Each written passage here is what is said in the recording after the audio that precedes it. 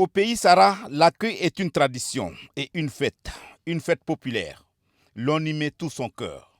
Ce 6 juin est décrété journée sabbatique par les ressortissants du Mandoul qui se sont abstenus de tout travail pour accueillir à Koumra, chef-lieu de la province, le général Mamad Idriss Déby Itno qui doit fouler pour la première fois le sol mandoulais en tant que chef de l'État. C'est un accueil spectaculaire. La ville de Koumra est pleine à craquer. Toutes les couches de la société, les partis politiques, les associations de la société civile, les cadres ressortissants du Mandoul vivant dans les autres provinces, ainsi que de nombreux ressortissants d'autres provinces, amis du Mandoul, y ont fait massivement le déplacement.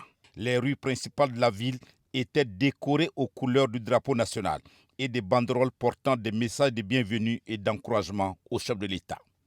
Au petit matin, une foule immense s'est rassemblée le long des 10 kilomètres que devait emprunter le cortège présidentiel, témoignant de l'engouement général et de l'attachement à la présence du chef de l'État.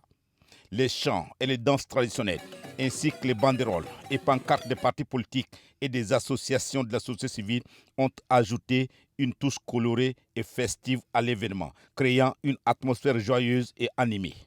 C'est à 10h15 que l'avion transportant l'illustre hôte du Mandoul atterrit sous le regard admiratif des différents corps constitués qui étaient en place depuis plusieurs heures. Le gouverneur de la province, Dr Adam Forte Amadou, le général Abdoulaye Tissero, commandant de la zone de défense numéro 5, et la ministre Amina Priscille Longo se sont détachés des officiels pour accueillir le chef de l'État à sa descente de l'avion.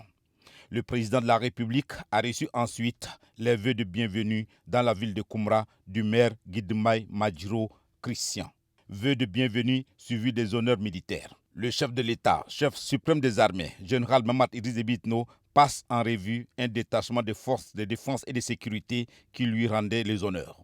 Après le passage en revue des troupes, viennent les échanges de poignées de main et les amabilités avec les différents corps constitués. La file est interminable et c'est du haut de son véhicule que le chef de l'État, qui tenait à exprimer sa grande satisfaction pour l'accueil spectaculaire dont il fait l'objet, va faire le tour de l'aérodrome pour communier avec la foule cosmopolite venue à sa rencontre. Et c'est sous les ovations que le cortège présidentiel s'est ébranlé en direction de la résidence du chef de l'État. Tout le long du trajet, la mobilisation est au rendez-vous et l'expression de la joie se lisait sur les visages.